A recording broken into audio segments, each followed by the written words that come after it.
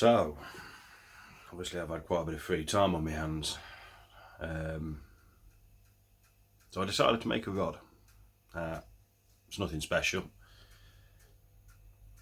It's basically, I had a few sections of old rods lying about, and I've been banging on it, banging on Erica about buying a travel rod. Just something like a travel drop shot rod, but they're not cheap. So I thought, you know what, I'll have a go making one. I thought I'll give it a bash. And there it is. it's nothing special. Yeah, it's basically it's two sections of old match rod and a quiver tip. But yeah, I'll show you. I'll show you what it's all about. So yeah, what I did, this section here, these two sections, is they're off an old match rod, and what I managed to do was get the handle off the match rod, slide it up over the section, and then tape and glue it in place. Now these, I've got one here that I've taken off. These reel seats, more often than not, awodited on, so they do take a bit of persuasion when you're taking them off. Yeah, I found the hammer and a screwdriver helped. All I've done at the moment is just tape the eyes on till I can get the positioning exactly right. The eyes are on the spine. They are running parallel with the spine of the rod. Your rod builders will know what I'm talking about.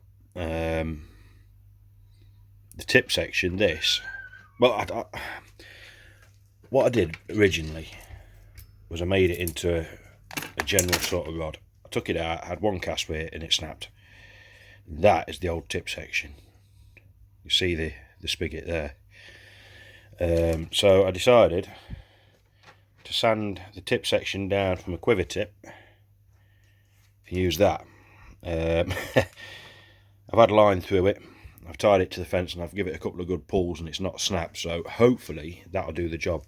Now when I came to making the spigots, all I did was find a section that was smaller, and I slid it up the back end and glued it. And that was it, simple as. That section was, which one was it? Oh, hold on a minute. One of these sections, in fact it wasn't, it was on another rod that I've made, which is above me now. It was a two-piece rod, the other one that I've made. It's basically the section was, it was absolutely fine as it was, so I just literally just glued a reel seat onto the butt section. But I'll show you that. Yeah, so once I've figured out whether these spacings are actually right and ideal, we'll get out and give it a go. I've got my little micro lures here, as you can see, these little bad boys. It should be good fun on catching fish on it.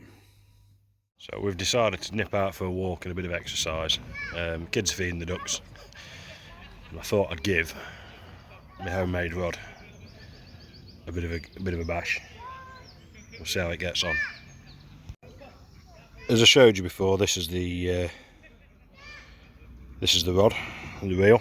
I'm using a tiny little shallow diving lure.